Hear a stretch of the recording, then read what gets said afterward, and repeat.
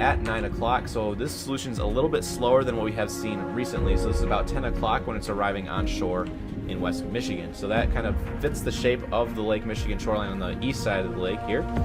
Moving to 11, Grand Rapids, Kalamazoo. All those pretty pinks and reds there are signs of some very potent storms, perhaps a couple embedded supercells in there. Otherwise, it's going to be a quasi-linear convective system, or QLCS. It also is going to produce a lot of larger hail and perhaps a couple brief spin-ups, especially the further north you go along the line. Otherwise, down south, we could see the potential for a couple significant tornadoes. Surface-based cave values of around 1,000 joules per kilogram. We have in the ballpark of 3,500 joules per kilogram right now. It's just 3 times the amount needed for severe weather. So it goes to show you that the atmosphere is juiced and primed and ready to go. Every single model run that we've been looking at has shown a line of strong and severe storms from the UP all the way to the border, especially on the west sides. It's West Michigan. We got Aaron full screen now. Look at those traffic signals. Oh, look at the wind.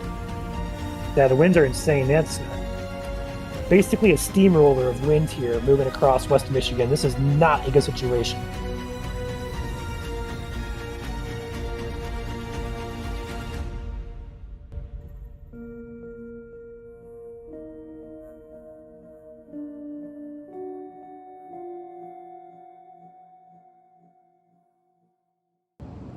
For me personally, May 15, 2025 was a rather interesting event. It was one of those events that, for me, when I was kind of looking into it, wasn't really something that you typically see every day with Michigan. You know, we always get severe weather in Michigan, whether it's, you know, on the west side, the east side, or any portion of the state. But the different thing that was kind of transpiring with this event that we were quickly realizing is this event is not just going to be localized in one area like May 7, where we just had mostly southwestern Michigan to be mostly concerned about. But this could be a widespread all-hazard threat, not just, like I was mentioning, in one region, but throughout a majority of lower Michigan, from West Michigan almost all the way to the east side of the state with an all-hazard threat. And the environment that was starting to shape up was suggesting a very potent, not just maybe a few severe wind gusts, maybe an isolated tornado. We were kind of concerned that there could be multiple tornadoes and multiple damaging winds, including some really strong damaging winds, not your typical 60 mile per hour winds, but rather your 70 or even 80 mile per hour winds, as well as the hail too, that could be potentially large with any discrete cell that would form.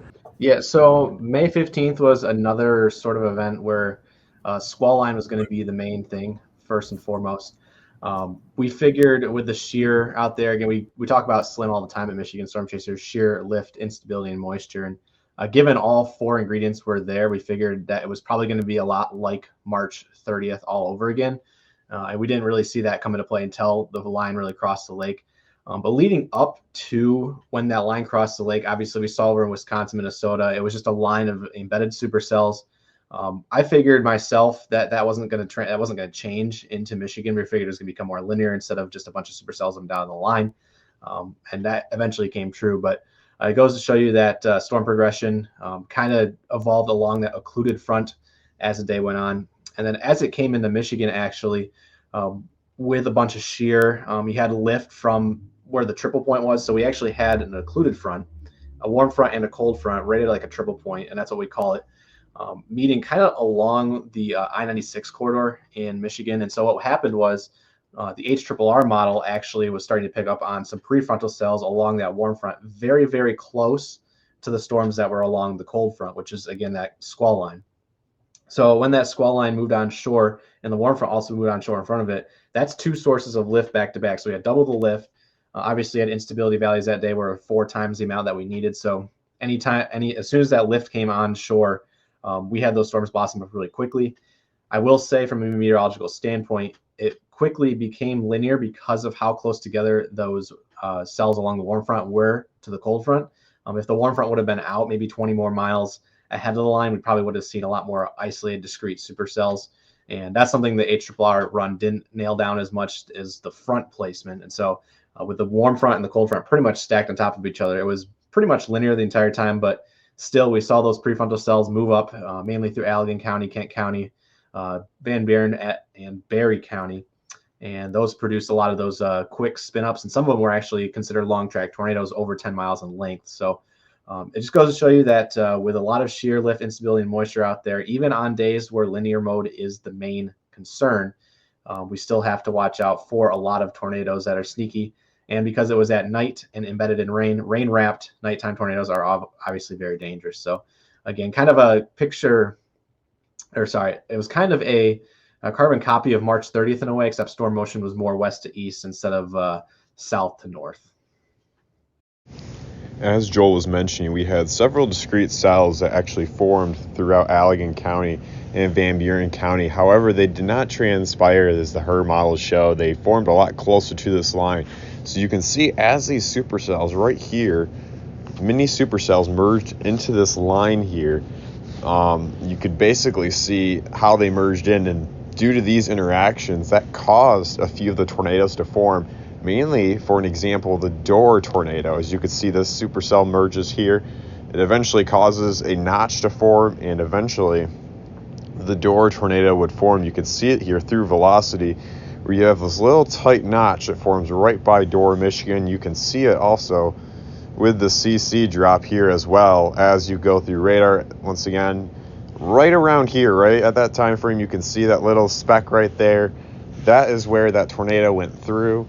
And once again, that was all due to these storm interactions here with these supercells as they moved and merged in with this line and produced several spin-up tornadoes.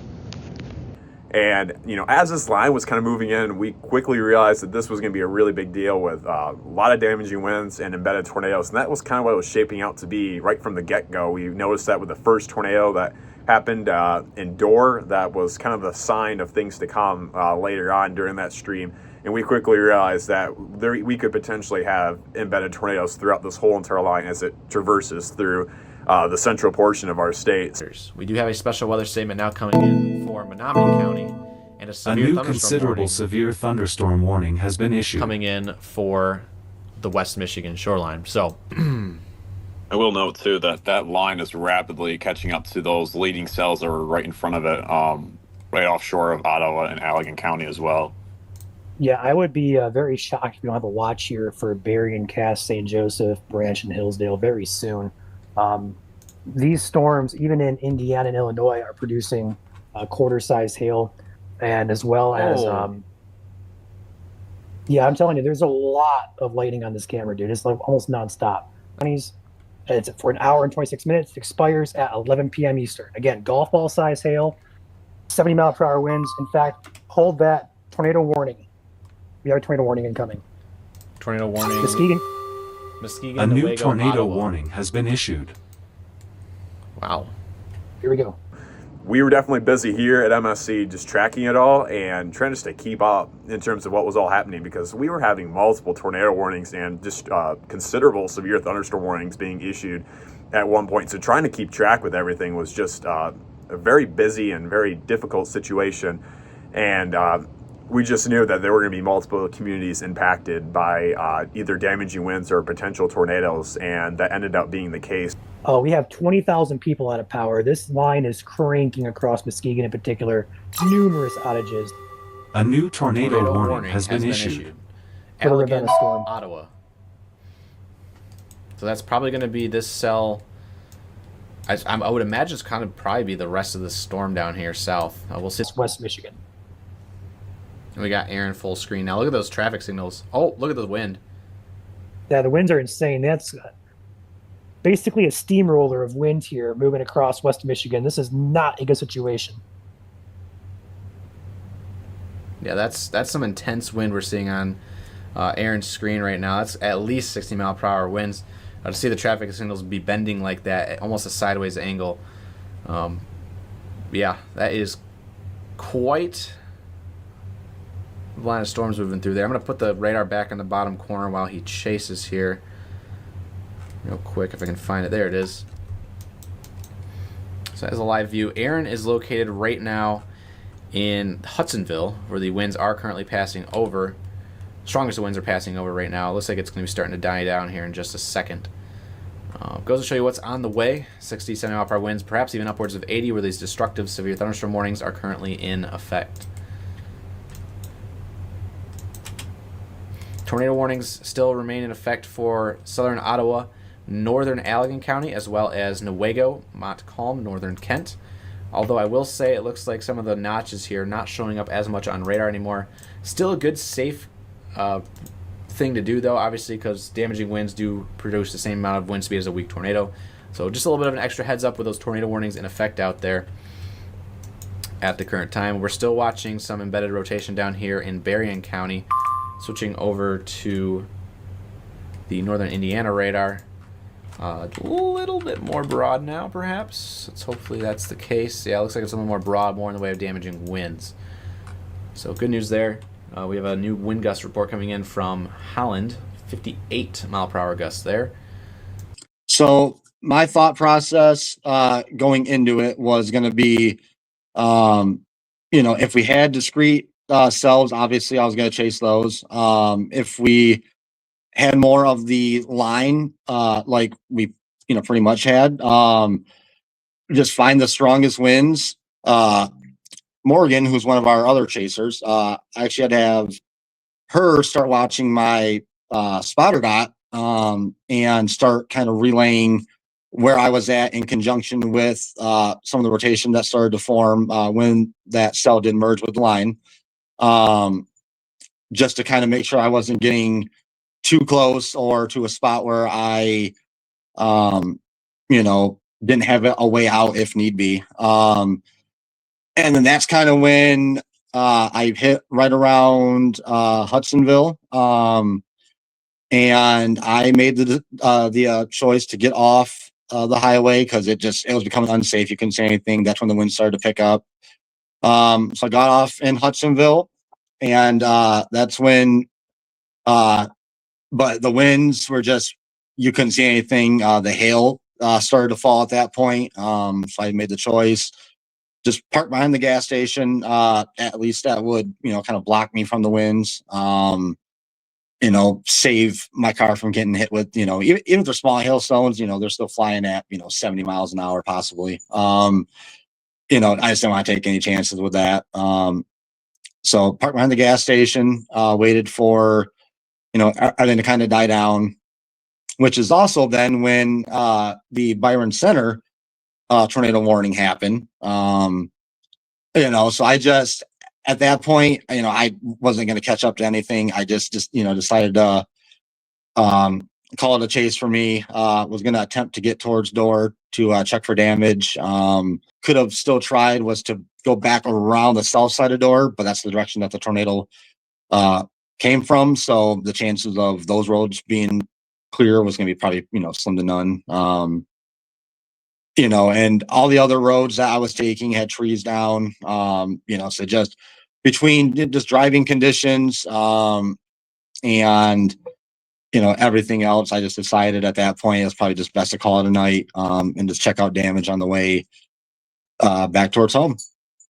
Aaron was just one of the many chasers that we had out during May 15th. As this line kind of traversed across the state, we had multiple chasers like Cody, who was in the climax area trying to just get through all the storm damage that was in place. We had a lot of damaging winds, as well as, tornadoes that kind of went through that caused multiple roads to be blocked off. So he was spending a lot of his time just to try to get through those roads and clear up roads for other pedestrians that were traveling through the climax area.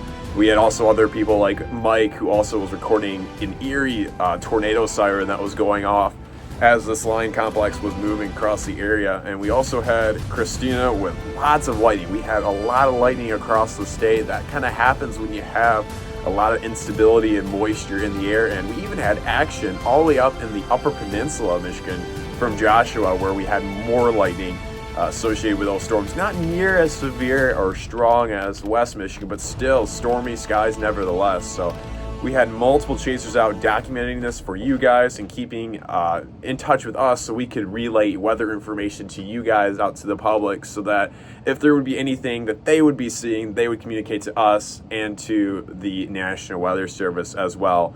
So that's our goal as a team, is to communicate to each other, and we had a lot of guys out there communicating a lot of weather info. So a huge shout out to those guys for giving us all this weather information. We saw the considerable warnings come in first for Muskegon, Oceana, Ottawa, and Mason, I believe it was. And then we had also, I think, one of our first tornado warnings in at least probably 6 or 7 years, maybe even longer, for the lakeshore counties, because of what we saw coming on shore was embedded mesovortices within a Boeing segment. So that's when we knew things were going to go downhill pretty quickly. We also saw embedded like large supercells getting engulfed into the line. So we kind of figured it was going to play out like the models a little bit. And then we actually did see that, obviously, with the tornado that hit in Zealand. And then obviously those storms moved on shore. That kind of same parent line of storms there. I wouldn't say embedded supercells, but it was embedded mesovortices.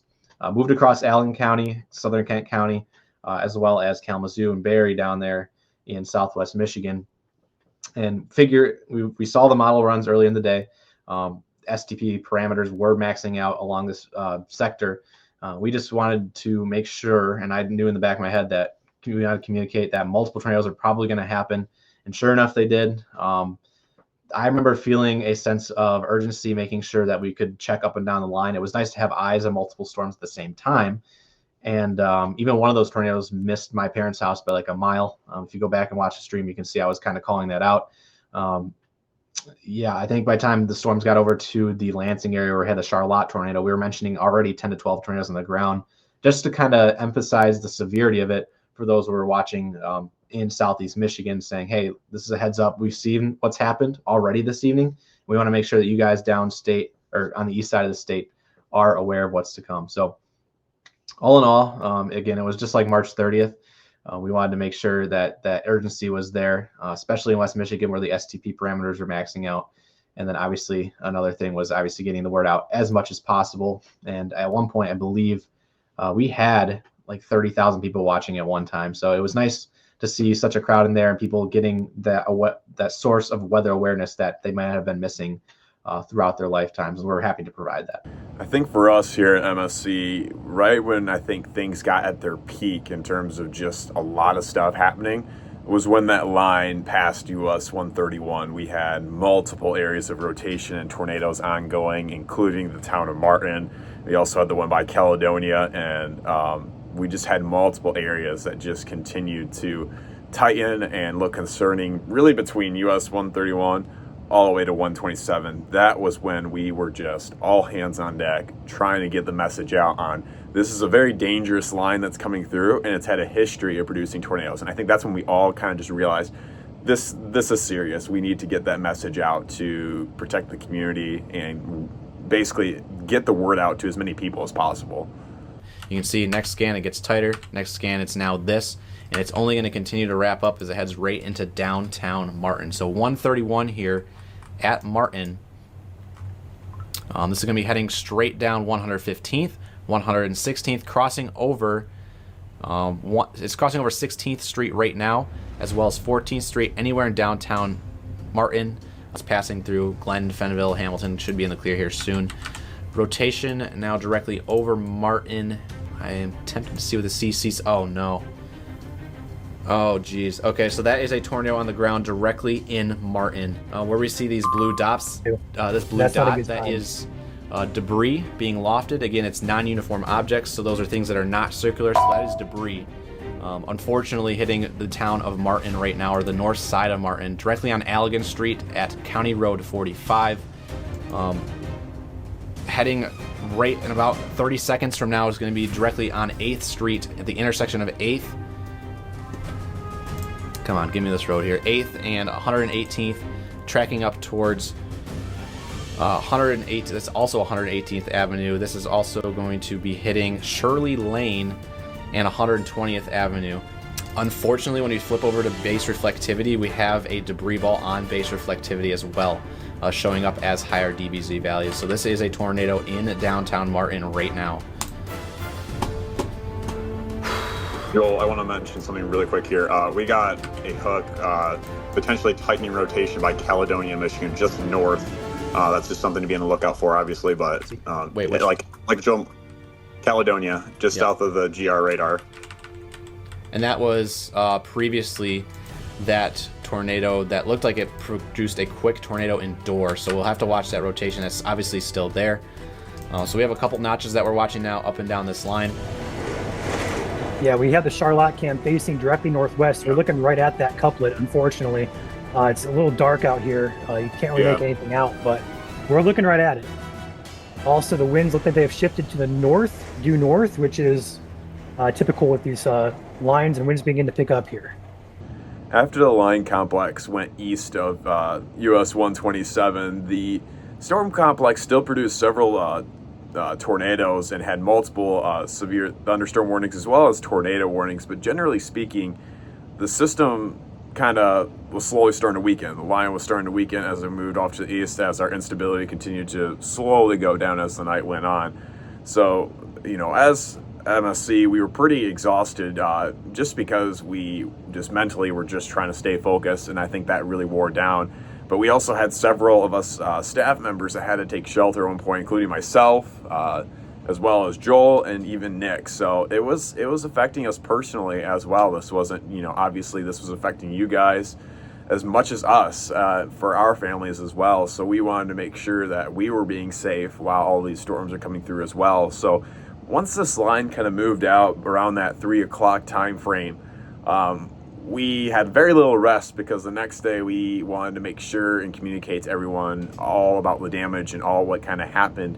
And me and Chandler spent a decent chunk of our time that next day just surveying the damage and kind of talking to the people just about what they went through and what they had to deal with, which many stories were very sad just to hear about all the loss of property, but we were really glad to see the community kind of coming together. And another reason why we were out there is we wanted to show and document the seriousness of severe weather. It's one thing to say, hey, there's 60-mile-per-hour winds coming to your area, but it's another thing when you see a tree getting too close or falling on your home, because that can be really life-threatening. So upcoming here, we're going to show the damage here and show the importance of what it means to really, the necessity really of taking shelter. All right, guys, so we talk a lot during our live streams about taking shelter, right? And being safe when you're at the house. A tree that is much bigger than I am, doesn't take a lot to be bigger than me, but much bigger than I am, looks perfectly healthy from the outside, but you can see on the inside, there's actually quite a bit of rot in here. And as we look over here, a big portion of this tree, this goes up to my knees. That's at least, 24 inches there. Stretches all the way from the road to the house. Thankfully, it doesn't look like this house was impacted here in Martin, but when we are urging people to take shelter, it's reasons like this. You never know when a tree branch this size could fall on your house, impacting you, impacting your pets, or impacting your family. We always stress it because we mean it. A lot of the damage here in Martin, Michigan, you could see was tossed to the side of the road. We arrived later in Martin, more during the afternoon, so a lot of this was already starting to get taken care of, but a lot of the homeowners were dumping a bunch of the debris from trees along the side of the road so that the county could take care of it. So we just saw just miles worth of just tree damage alongside the road here, just like this shown here. This was also a common scene throughout downtown Martin, with multiple homes just having large trees tipped over onto their homes or big branches on their homes. And it obviously took lots and lots of time just to get that all taken care of. This is likely where the tornado went through. You can see that the tree damage is a lot more obvious right around this area. You can see how those trees are just snapped in half. And you can also see with this house right here where you can see multiple strong trees just easily snapped in half laying on that house right there. So the tornado most likely crossed mainly right along this road here in Martin, Michigan. And even around this area, we had a lot of telephone poles that were tipped over. This was an EF1 tornado with winds up to 95 miles per hour, and it continued to go northeast of town, causing a lot of uprooting trees. But once again, it wasn't really that strong of a tornado, because you can see a lot of the homes' roofs you can see are just left untouched. It was just mainly tree damage that was present throughout Martin, Michigan. So a very common scene, an unfortunate scene, but we're really glad that the community all kind of came together. In fact, the tornado went over this field and tipped over this large sprinkler system, farming sprinkler system, completely right over. And once again, this is more damage just west of town, where we really saw maybe the only roofing damage. You could see a lot of debris from roofs, barns that were tossed across the field here. You can mainly see it right across this field right here. There was a lot of building debris tossed into the trees, so this was pretty confident where the tornado went through. You can see a lot more trees once again snapped. But further west of town, we had even more significant tree damage. Where there was more forest, you could definitely see a clear-cut path where that tornado most likely went through and really just uprooted and tossed a bunch of these trees here. After the events of May 15, 2025 all happened, we've now had 11 tornadoes confirmed throughout the state of Michigan through the help of the National Weather Service teams of Grand Rapids and Detroit. We've also had dozens of reports of wind damage, including significant wind damage. We're talking winds that have been over 75 miles per hour. We've had over 200,000 people that lost power. Thankfully, the majority of those residents have received power. However, there are many communities and houses mainly that still have to take care of lots of tree damage across multiple areas in Michigan. So this was definitely a very large event, not just because of the tornadoes, but also the wind. So far in 2025, though, we've had now 27 tornadoes in Michigan, which is significantly above average for our state. Thankfully, the majority of these tornadoes have been very weak and have not caused significant damage, but we still have the rest of summer to go through, so time will only tell what will play out. And currently, we are only 12 tornadoes short of our record, which was in 1974, where we had 39 tornadoes. We'll see if we get there. We still have a long ways to go in terms of severe weather season. We will always have you covered here at Michigan Storm Chasers from beginning to end.